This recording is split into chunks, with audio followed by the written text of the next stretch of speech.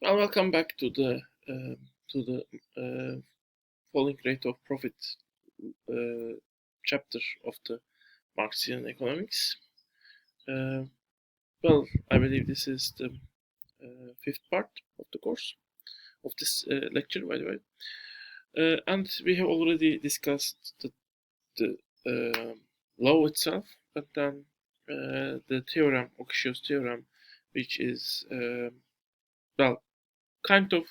Uh, Showing that, well, the one possible potential basic explanations of the law, um, which was, well, maybe the innovators who make the innovations and change their technological structure of their companies are profiting uh, um, from these advancements initially, but when those advancements spread to the whole sector, economy-wide profit rates might be going down. This is wrong. This is not right. This is not right. Assuming people are able to sell all what they produce plus all what they produce plus assuming the buying power of the wage remains the same, which is real wage remains the same. So there were two different ways to basically kind of argue falling rate of profit rate might still be a right idea, even though Okishio's theorem is also right, by the way.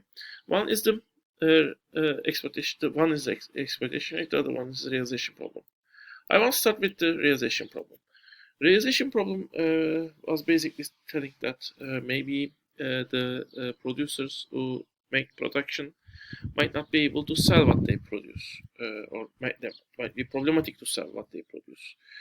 The point is, according to this argument, in the capitalist system, the companies might make large investments, which may increase their production capacity. But as that capacity increases, initially, of course, the companies might think they will be able to sell what they produce, especially because the unit costs will fall and they become advantageous against the competitors. But the main point here is their competitors might also make those investments. As a result, companies increasingly face with either some products which they are not able to sell, or part of their production capacity not used, which means they buy a machine assuming that would be used for, let's say, 10 hours, but those machines are used only for 5 hours per day, for example.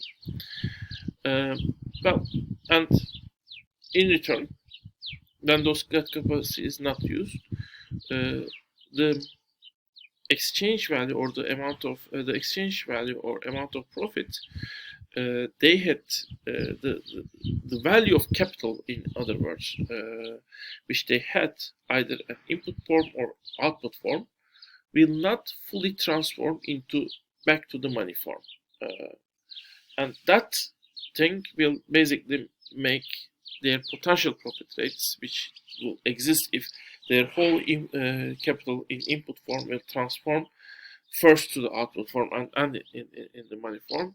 Well, they might have guessed their profit rate will increase, but since this transformation doesn't happen in full sense, since it's breakdown either because the inputs are not produced, not transformed to outputs, or outputs are not sold, in return, their profit rates will be lower. And as competition gets more fierce, this unused capacity will get larger and larger, and profit rate will go smaller and smaller according to this view, basically.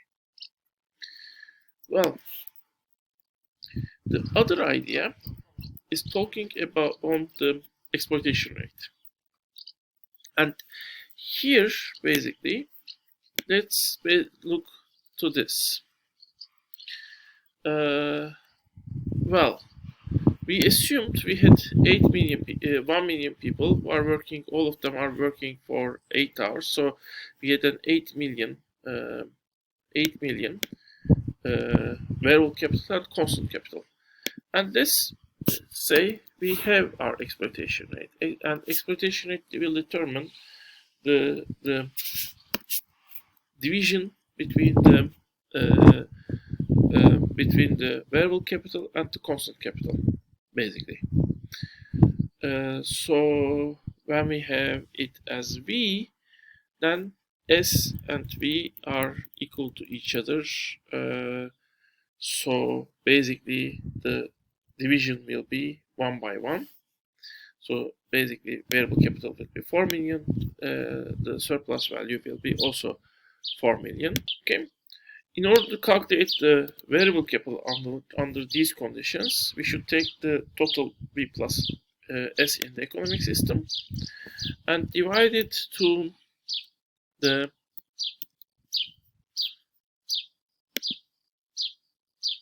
exploitation rate plus 1. And basically the surplus value is also, we multiply this, or we might say actually we might just erase from the total value added in the economy the variable capital, basically. So when we increase the expectation, for example, make it 3, in that case, the variable capital becomes 2 million, surplus value becomes 6 million. When we decrease it, for example, to 0.5 in that case, or 0.5, in that case, again, this will become larger. This will become, the surplus value is half of the variable capital in that case. Well, now, what is the amount of constant capital in this case? Let's start with a low constant capital, which is basically, let's start with 0 actually. When this is 0, in that case, the C over V is 0, which makes the maximum possible profit rate infinite. However, the profit rate will become 100% since the all capital that is spent is labor, which is 4 million, basically. When we increase this to 1 million, in that case, the possible will become profit rate will become 400%, because in that case 8 million is earned by spending actually it is more than this, so I should basically divide not surplus value but this value to it, 800, which is 8 million divided by 1 million. However, in reality, of course, the capital spent is 5 million and only 4 million is earned, which is this amount. When we increase it to the, for example, 2 million, in that case, well, the profit rate has fallen to 67% and potential profit rate has fallen to 400%. So, now, let's do this. When we increase the constant capital from 1 million, where we have profit rate, let's write that profit rate 0.8, 0.8, well, and have exploitation rate of 1. When we increase the constant capital to 2 million, well, can we still have 0.2%, 0.8% profit rate? Well, let's play with the exploitation rate. If it is 150%, yes, now the profit rate has increased above the previous profit rate, which is 0.8, which might be the case, by the way. It might be very well possible that the profit rate, the exploitation rate might have remained the same. And if productivity rate has increased sufficiently, as we have talked before, even though the variable capital has fallen from 4 million labor hours to 3.2 million labor hours, that might mean labor might be still able to, worker might still be able to buy more product with that.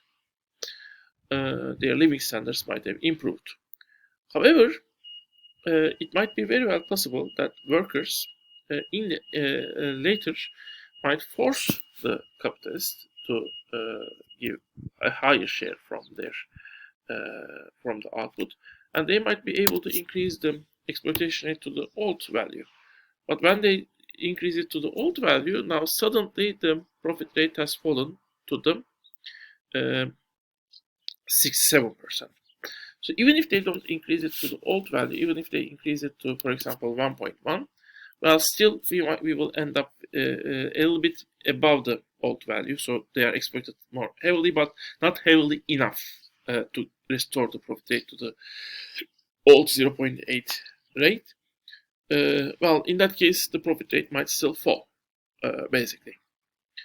So, and the point is, even if you got 1.5 basically and a higher profit rate, well, next time you increase the constant capital to 4 million, for example, now you need to increase the exploitation rate once more, and if possible, to an even higher amount. So the share the workers get should get lower and lower to keep profit rate even at a constant value, or more basically to get it at a higher value. And in case of class struggle case, they just say that class struggle might prevent the companies or capitalists to do that efficiently, because workers might resist, workers might basically don't want their share fall. They might demand a higher share from what they produce as a result of productivity increase, and as a result, this increase in exploitation rate, even if it happens, might not be fast enough, basically. And when it is not fast enough, in the end, initially after the innovations, the exploitation rate might increase and profit rate might increase. For example, as a result, for example, of having the exploitation rate now as 2.5 or 250%, but then class struggle will decrease the profit rate back to a rate at which the profit rate might be falling, basically. And here the main problem becomes, and this problem is seeable. So if this is C, and this is, let's say, profit rate is equal to, let's say, potential profit rate, which is equal to 8 million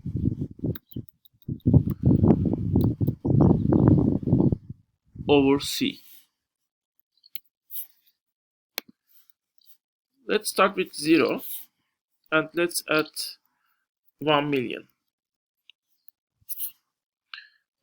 Let's say this is this plus 1 million.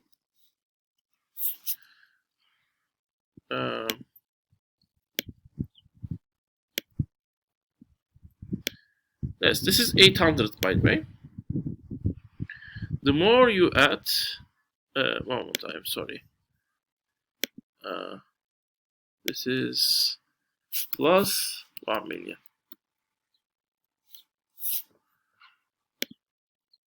Now I hope I will get it. The more you add, the smaller will be your potential. So basically, what you might have here is this. You might be increasing your profit rate. However, the maximum profit rate you can get will get smaller and smaller as you move. So your profit rate might be just going this way, but in the end, even though your profit rate is able to increase, at the end it will get smaller to the limit, closer to the limit, which will inevitably put at a point increases in your profit rate smaller and smaller, and in the end infinitesimal. And that assumes there is no class struggle again. There is no attempt to increase the labor share, getting a higher share from the labor process. And note that increasing technology might also require workers to have more, to just remain productive, basically, have a knowledge of how to use computer, having a better transportation, basically. So this is the other explanation, and I found it very plausible to actually, but just don't believe it, and let's also look to data. And this is what we'll look in the next part. We will look to the data which is related to what we have seen in all tendency part, but also especially in this part.